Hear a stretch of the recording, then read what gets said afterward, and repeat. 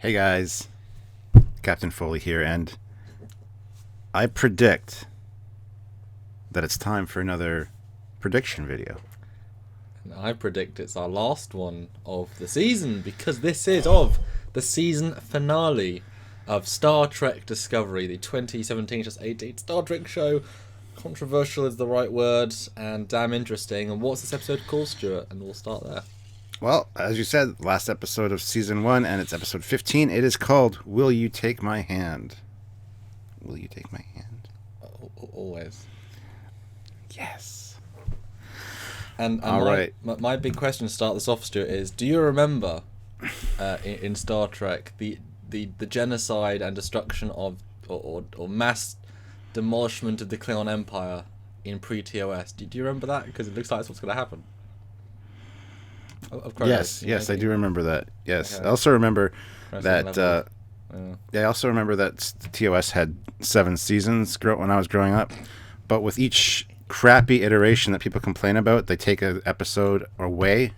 So now we're down to, I think, 3 seasons officially. But I still remember those other seasons. I still remember those other TOS episodes.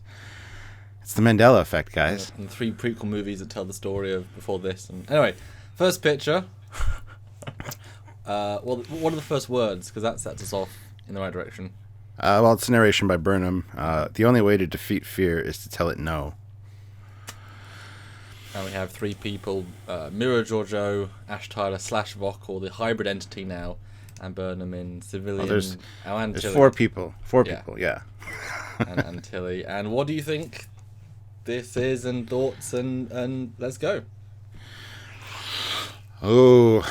See, this is interesting because we got Tyler there, and I don't know why he's joining the fray. He's got a weapon. He's suited up. I don't know. He lost his commission last episode, so I'm sure the Emperor sees him as an asset, considering the situation. I don't know if they would have told her that though, because that's kind of information I don't think I'd want to tell her, because she could use that against. But I think we're at the very last end of the straw of we are going to be destroyed otherwise. I mean, this is an all or nothing plan, attacking the Klingon homeworld. I think they'd put everything out on the table for her to decide. Yeah, possibly. But yeah, I mean, this character of Vok does. Ash has all of his memories, so he knows at least the structure of the Klingon Empire. He might have been born on Kronos, la la la. We don't know. We'll get into that. So just knowing the routes, knowing the people. Is obviously why he's on the mission. But why is Tilly? That's an interesting choice. She's not exactly the most tactical person. I'm not sure, but I'm happy. I don't know if they're going on an away mission or if they're just heading to the bridge right now. I mean, he does have a duffel bag, so I would assume at least 1 or 2 of them are heading out off the ship. Maybe Tilly and him. And is this after they've beamed in, or they've spored into the the caverns, or I think so. Are they beaming up to the surface from inside the planet? That's what I think happens eventually at some point, and we'll get to that when we get to that in this trailer. Okay. Because yes, there are some odd things in the trailer. Because I feel like it almost needs to be they pilot a shuttle that they've captured, down to the planet, and then they spore in separately. Because it's quite if you just beam through a planet that easily. I know obviously beaming across space, but it's a bit of a different thing, I think they could probably do it. I think it would probably make more sense to beam from a cavern. Although there have been issues with that even in TNG, as far as some of whatever's in the rocks. You know how it is. But anyway, next pick we get to see Stamets, and then followed right by Saru and the ship jumping. And during this, the narration is, "No, we will not allow desperation to destroy the path to righteousness." It's the question of, losing yourself. But if you're losing yourself because they're bombing you to bits, or losing yourself because you're giving up your principles to bomb them to bits, which one's worse? Mm-hmm. The idea Losing is yourself. you don't do either. Well, Yeah. they're both losing yourself. But that's the question. I mean, is the Section 31 thing was obviously dropped early on with the black badges, but is she still one of the Section 31 connected admirals, and therefore that's how she put Lorca in charge and give unlimited power, and that's how she can sanction a mission more, not frivolously, but without as much oversight and questioning. She's saying this mission is what has to happen. Well, she's got that sort of pull, maybe.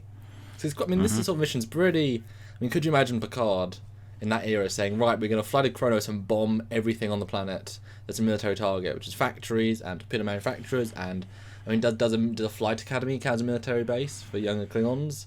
You know, I mean, like I said in a review, a warlike culture. I mean, the line of military target is so much lower. Mm-hmm. You know, surely. So, hit them where it hurts, I guess, is the point. So yeah, anyway, they spore in. You can see them entering the cavern here. They drop, and you can see the like rocks and stuff, and then they kind of just...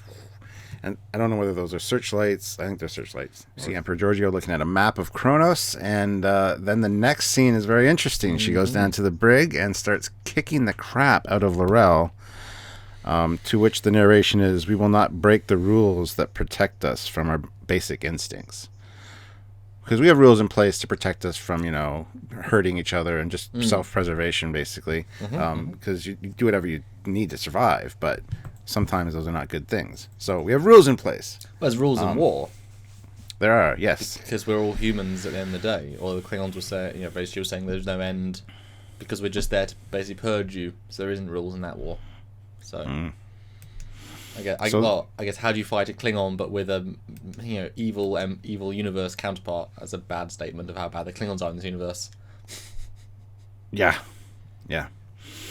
And it's interesting because I think the reason she's gone in to talk to L'Rell is to find out some relative information that they need about where to strike on Kronos. Where's the main place? Where's the council chamber or whatever?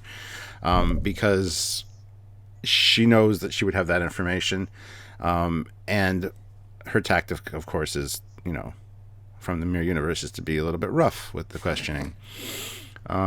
Which is interesting because L'Rell wouldn't expect that. That's not Starfleet. Exactly. You know, it's Klingon procedure, but it's not Starfleet, and so at that point she's going to be thinking, well, how far are they going to go? You know, have they turned into us, sort of thing. But not just that. I speculated previously that, you know, obviously the body of Giorgio was left on the sarcophagus ship, and they said out in dialogue they ate her. Yes. And it was either Vok or L'Rell that said that in the dialogue. So it might have been it might have literally been L'Rell that ate nibbles of, you know, her. And so imagine seeing her 9 months later, when you feast on her corpse. Here she is. I guess it should obviously say Mirror Universe because she knows that we're in an alternate universe. I guess that would be the obvious thing. But blast from the past, I mean, Karma there, getting beaten up. It's been interesting to see how that plays out and what the Federation guys that are there are going to say about that. Because that's not really Federation tactics. But L'Rell fell down the stairs. She walked into a door. It's okay. The next scene interests me a great deal. This is actually just a redress of the Emperor's throne room from the Mirror Universe. Yes, it is. And it's a very quick glimpse of it in the trailer, but you can see where the throne was. Well, this edit in the trailer was so quick, but when you freeze frame it, you get to actually look at it. Yeah. And there's Klingons mingling around, so it's obviously a place of... It could either be a place of importance, like where the head chancellor is, because he's being surrounded by naked dancing women. So it's like his core... It's like his Jabba's throne room is what it is. Or it could just be a club that they're going to where someone's at where they need information, which seems odd. So this to me seems that they're probably transporting from Discovery up to the surface, or getting there somehow, to find out some relative information they need before they can actually go ahead with this strike. Or like maybe finding the peaceful solution around a bit. Maybe like if they go directly to whoever's sort of in charge and give them the direct thing. Because maybe Volcrum is a secret that can undermine or whatever. Yeah, this to me says dive bar. But I see non-Klingons here. It's mega dark and they're probably slaves, but I see almost all of them are not Klingons, which this was really surprised me to see because they've been very Puritan, very purist. Although they're against the Federation because they homogenize other races, whereas if other races homogenize to them, it's not about culling other species, it's about culling the group and its mentality. So they're not xenophobic, it's just against the Federation and their ideals. And it could be, too, that because of through editing or whatever, this doesn't actually take place on Kronos. This could be something they do before they jump there to find out another relative piece of information. Yeah, I mean, they can jump anywhere, so this could be the Gamma Quadrant for all we know. Well, yeah. The next scene interests me too because you can see Vok and Burnham walking up the steps. Yep. They're very, very dark, and it's hard to see them because there's other things to look at in this picture. Yes. Which a lot of people have speculated are Orion slave girls. I don't think they are, but no, anyway. They're not green enough. So they're doing something.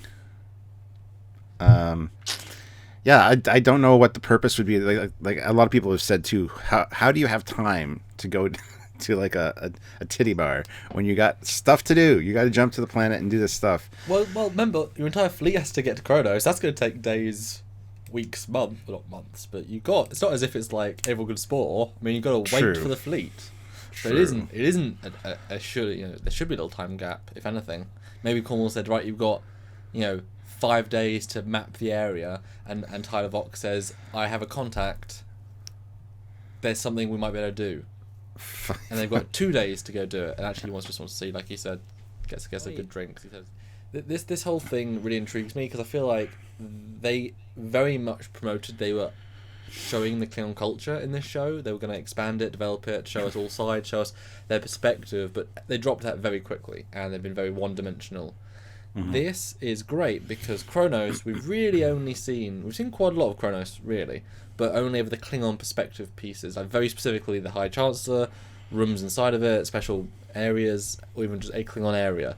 This is a bar. This is something else. This is the Coruscant lower decks.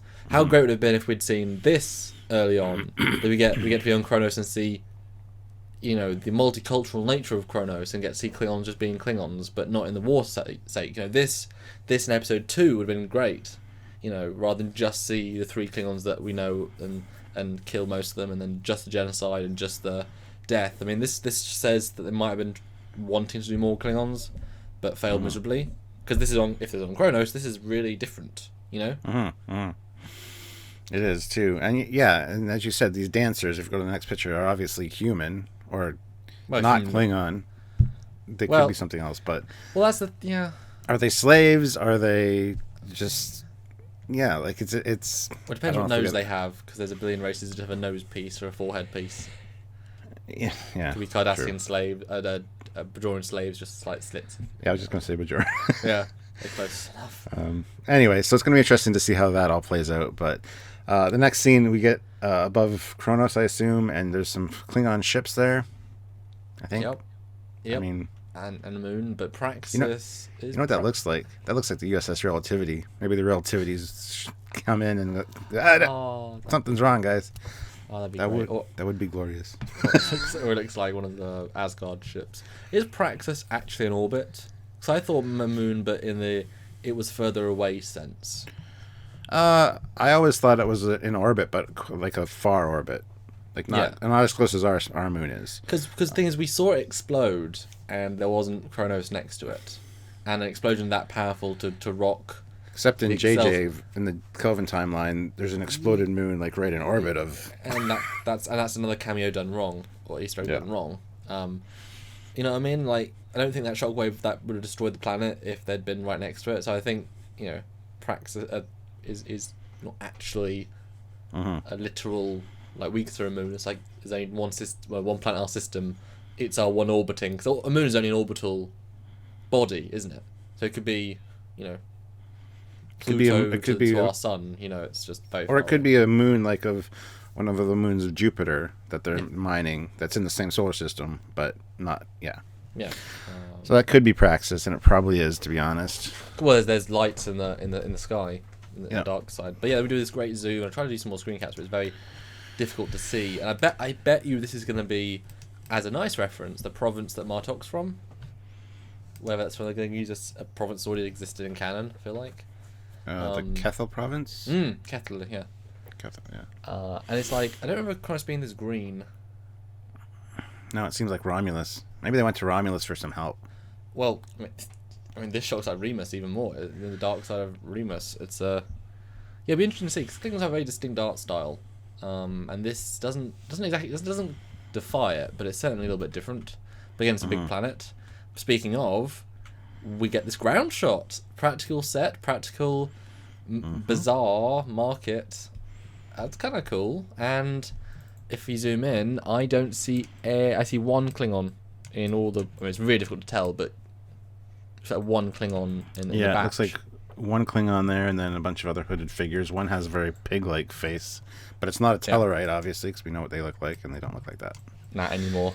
Not anymore. So yeah, it's going to be interesting to find out what's exactly going on here. But the next shot it's very reminiscent of the Rebels that we saw in the Mirror Universe, kind of the encampment they were in with the netting hanging down. There's a Klingon there that they're obviously engaging with somehow. So even pointier head, because that's a really, really pointy head. Now, do you think that's a visual cue? Because he's also wearing different armor, more like medieval-y. Like it's. I mean, much more interesting armor to me personally, although it's really difficult to see. Do you think then that maybe Vok knew of a resistance, and this is a directly linked to the Mirror Universe? They were resisting the Terran Empire. Maybe there are Klingons resisting the Klingon expansion. Yeah. Klingon war effort. Yeah. Yeah. Could be, or it could be a particular house that doesn't agree with the situation. That'd be interesting. That's kind of been a peaceful house. That'd be cool. I mean, obviously he's doing a war thing here, but I can imagine to prove yourself, like, bro, prove your Vok. Fight. Okay, you are. That's really weird. You know, that sort of situation, trying to trick us. But that'd be kind of cool. Like, show different houses. Show us the one that doesn't think. Because, I maintain that Takuvama, he was the radical. But when everyone else walked in and said, hey, they were not on the same page. They were happy doing their own thing. He convinced them into a situation because he forced the situation, and they just wanted a glorious battle. But it wasn't for the same reason, and the strategies after the fact have been much more territory based rather than extermination based. So I really do not maintain that the 24 houses actually want to do Takuvama's plan. That was never their intention. It's just now they're doing war. It's like once you switch that button from on to off, now you've got an excuse to kill humans. Might as well, you know what I mean? Prove that you can. But I feel like it'd be nice to see other houses that don't believe it, because they can't. They've gone to kind of great pains to say they're not a unified culture. So absolutely, I'd love to see a house that completely doesn't support it, and maybe there's like 3 or 4 that's like, yeah, we're just even staying out of it. Yeah. Well, we'll see for sure. The next shot really interests me though. This is a Klingon fleet. You can see the Klingon emblem and blaze there on the hull. But you know what? That looks remarkably like Earth.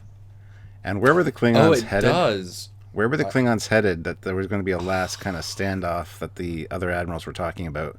That looks like Earth and maybe our moon. But then again, the moon does seem like it does have something else going on. Is that Kronos? Is that Earth? It's too blue. No, you're absolutely right. That is way too blue. I mean, if you look, you can't really see. It looks, the continent kind of looks maybe like, I don't know. I have a feeling this is Earth and the Klingon fleet shows up. I don't know, because we knew they were on their way. Yep. Yep. Well, anyway, I can just point out there, this is a beautiful shot. Oh, it is, absolutely. This is probably the best shot they've done from a classical spaceship visual effect point of view, because I can see the details on the ships. Yes. And it looks really great. I mean, there's even red and green blinkies and greeblies, an engine with grills, and it's like, these ships look like really interesting, actually. Which we've never seen before. I'm sure we're going to have a lot to talk about after this next episode airs, because we're going to see these ships. Because I'm so impressed, and it's as easy as just give a clean white light and light a side bright and just do classical lighting. Yep. It's so much better. And they even look sort of Klingonish. The one in the lower left there, you can see it's got the rear end, it got this long boom and the head on the end of that. Now, we know what ship that is. I mean, we've seen it before. Yeah. And it doesn't really look too Klingon, but it looks more Klingon-esque, I guess, in the shot. So. Yeah. Is that Earth? I don't know. I see. You open my eyes there now. We're almost in the trailers. Also, let's jump back to that in a minute. Let's just burn through and then go back to that, because I think that might be the entire plot. So yeah, then Burnham's hugging Tyler, unexpected. That could be the sacrifice that you were suggesting. Yeah, one of them is sacrificing themselves or doing something that's dangerous. Yes, that's what I think. And then we've got the quickest shot of the show, which is a burlesque. Now she looks green. Her makeup looks green a little bit. A little bit. And the guys as well, the way it's hewing, kind of. Yeah. So they might be Orions. And he's someone paying for something. And there's the Empress Giorgio, and she's got a gun, but it looks like she's in bed. So was she sleeping and somebody snuck up on her and she threw them down the pillow, or was she sleeping with somebody to perhaps get information? Like I said, this to go down to the planet and do this kind of stuff with the way that the last one ended, I don't want that break. I don't want that kind of slowing down the pace. I want it to be exciting. And I don't know if this qualifies. Who on board Discovery or who knows her would sleep with her, knowing who she is? So she must be sleeping with an enemy agent, or she was just asleep and somebody snuck into her room to try to talk to her or kill her. Or she pretended to be a stripper in the bar to get a Klingon into the room to point a gun at him. That's perfect. I guarantee you that's what it is. Thank you. You're welcome. Because it's cropped in a certain way. What I'm interested about, that they've been very, not cagey, but they've been very hesitant to go beyond a conventional Star Trek amount of time for an episode, despite their ability to do whatever time they want. It's their own format. If the show is 38 minutes, it's going to be a one-track show that will probably end on a cliffhanger, which will be just, I think, kind of disappointing. I hope this is like a 60-minute, like this is the longest one on purpose, because then they can have a multiple level story, because just the promise of going to Kronos is cool, and bombing it, but two fleets going to each other's planets is a huge plot. You've never seen Klingon ships around Earth, period. This is a Trek first, and you've never warped a ship inside of Kronos. It's also a Trek first, so we didn't have Spore Drive in the other canon, so I said warp, but you know what I mean. So I hope it's like 55 minutes, 60 minutes, 65. Like, give us that time. Yeah. Show that you've wasted so much, or not spent so much budget throughout the rest of the show to give us a ton of CG, very clean CG.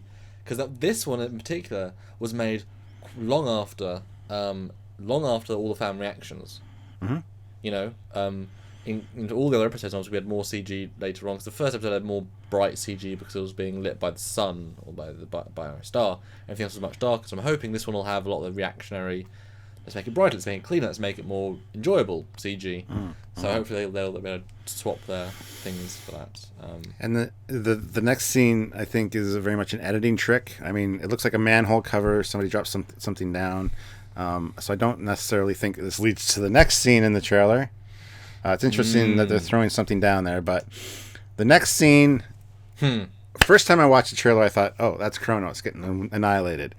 Second, after I thought about it for a while, I'm like, maybe it's the mycelial moon. Maybe this is the way of the Klingons destroying the mycelial supply. Fuel tank.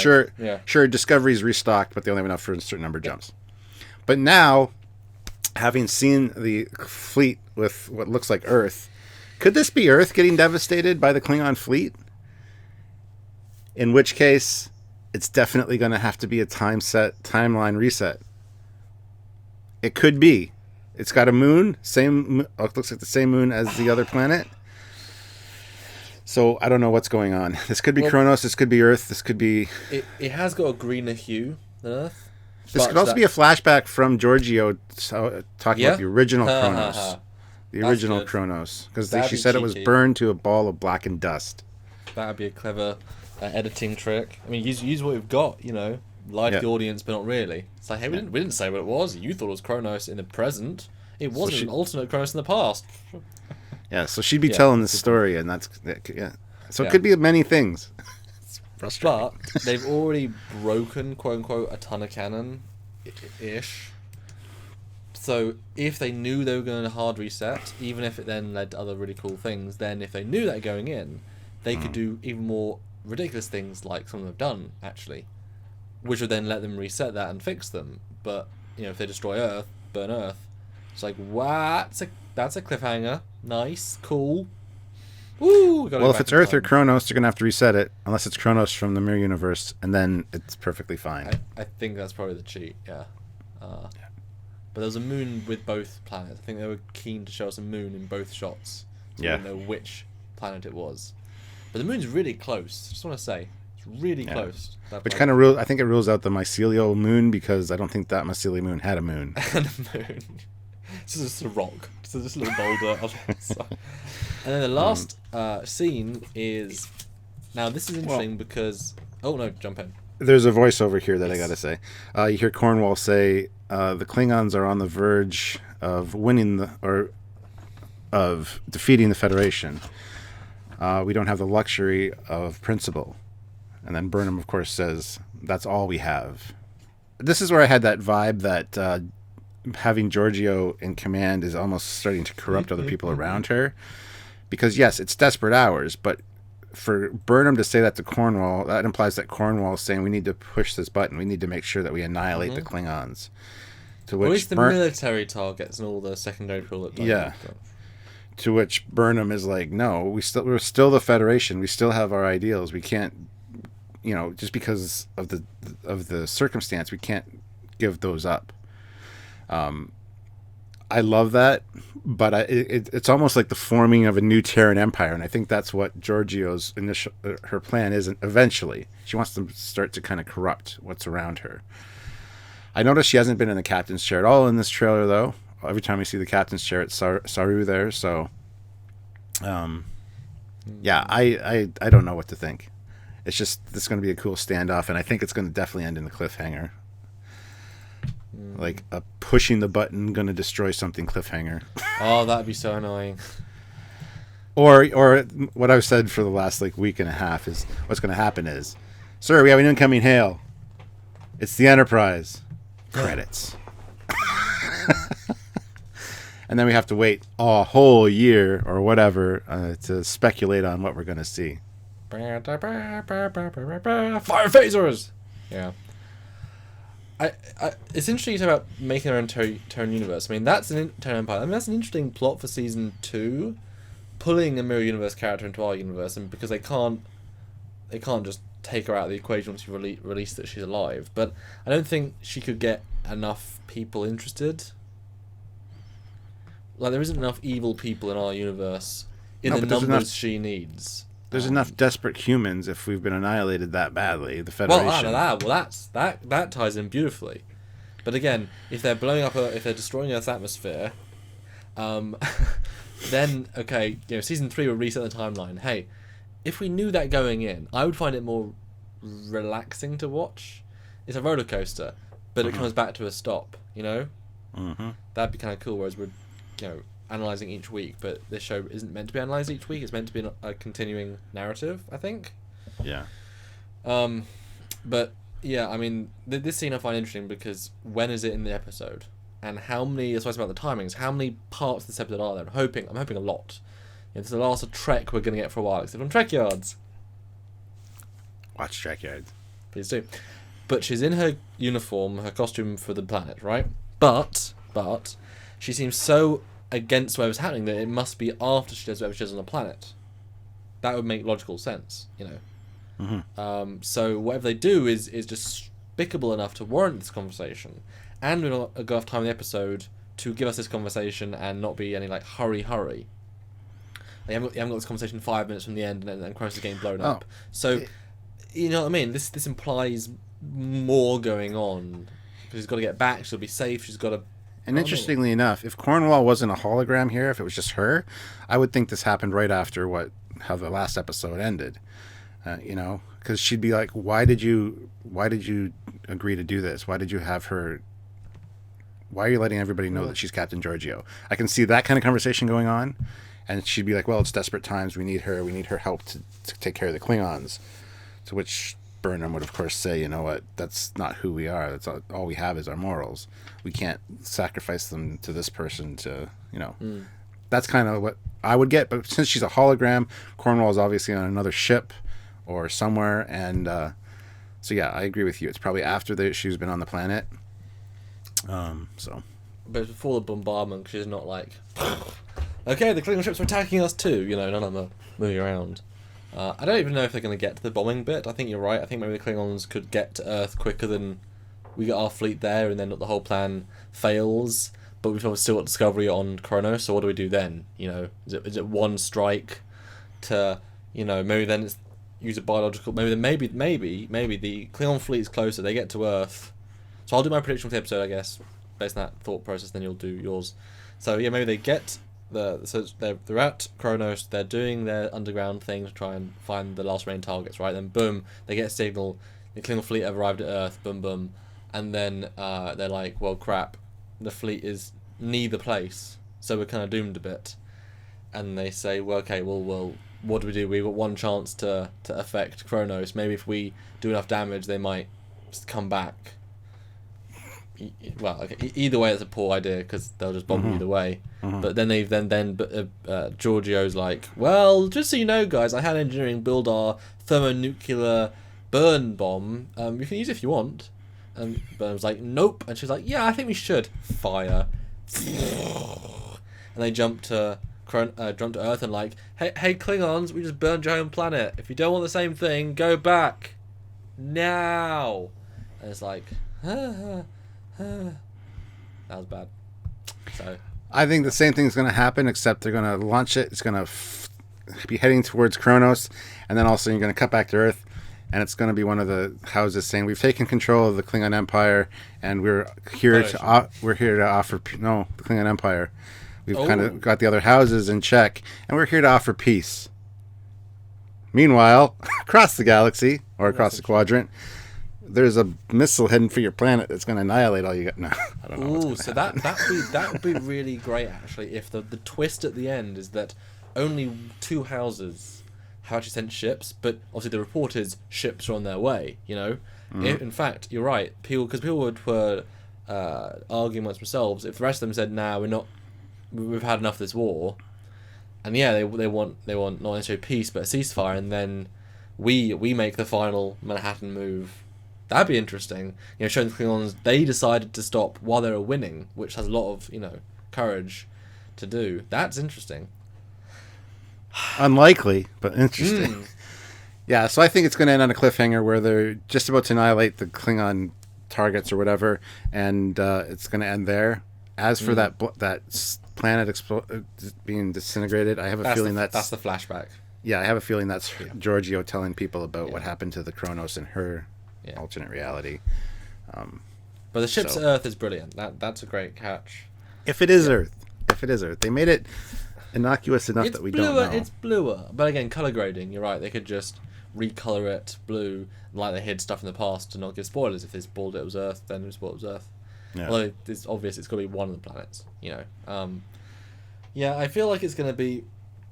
I feel like we're not going to see what they promised. They're not going to see the bombardment. They're not going to see this grand fleet of Federation ships, all bright lit. We're not going to see what they could see. It's going to be more low budget and character based. But this situation is so huge that it warrants something huge. I don't think we're going to get that just because they're very character focused with the characters we don't really necessarily care as much about. Every minute of, well, I feel really nervous about this, is a minute you could have, build the scope of the world, the universe, the battle, the situation, the fleet, they don't balance it that way, but I'd rather see a balance rather than just 85% one. I mean, the fact we see no cutaways to planet except 2 an episode. Yeah. I'm still excited. This was a really cool next time on, and a really cool plan, even if risky as anything. And hey, canon does not imply that Kronos gets its atmosphere burned off and its population killed 8 years before the Cold War starts with Kirk. Yes. And we don't know when that Cold War was exactly, but that Cold War. Yeah. Unless they bomb us and we bomb them, then it's a Cold War because we both bombed each other. But I remember Earth. Maybe that's why we didn't go to Earth in TOS, because it was still recovering. Maybe only in TMP it's recovered enough, hence why you see it. No, they talk about Earth enough, that's not the case. Well, yeah, but they're used to it though. It's been 8 years. Imagine if natural disasters on both planets. I mean, we don't see it ever. No, I disagree. Wouldn't it be interesting though? It would, yeah. It would. Wouldn't it be very interesting if at the end of this episode, as I said, Discovery gets a hail?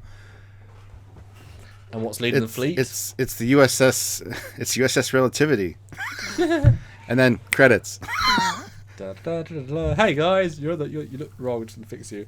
Or even the Enterprise with a CG Pike. That motion pictures. I mean, that'd be cool. Anyway, we're going to be left hanging at the end of this episode, is what we've kind of concluded, I think. I hope not. I hope it's a 60-minute no cliffhanger episode. It won't be. It's a season finale. When they know they've got season 2, exactly. They want us back. So. Yeah. Anyway, guys, what do you think about this episode? What are your predictions? We're looking forward to it. It's later tonight because this gets aired on Sunday. So let us know in the comments what you guys think. And then, of course, I'll probably be doing my first reaction, spoiler-free review right after the episode.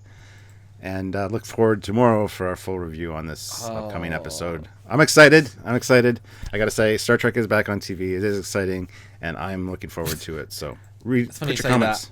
It's funny you say that as it's finishing on TV. That's fun. Well, again, it's only TV for you. It's not TV for anyone else in the world, but yeah, TV in spirit, at least. So if you want to support this show and hopefully next season Discoveries, reviews and such, you can support us on Patreon. The monthly donation scheme, give a little bit each and every month. The more you give, the more we can do, the more budget we have to know we can expand, do more shows, do more reviews. We definitely want to do reviews of other Trek series and movies, and you guys loved our single TOS review, but we need more support. We're going to do goals about that soon, that you can support us directly to get what amounts to days of work doing very detailed reviews, scene by scene even, and yes, we promise, guys, we will review each one independently as if it was a new episode, so there won't be that same bias, whatever. Just as we call out good and bad Discovery, we will call out the good and the bad in all Trek, because that's the point.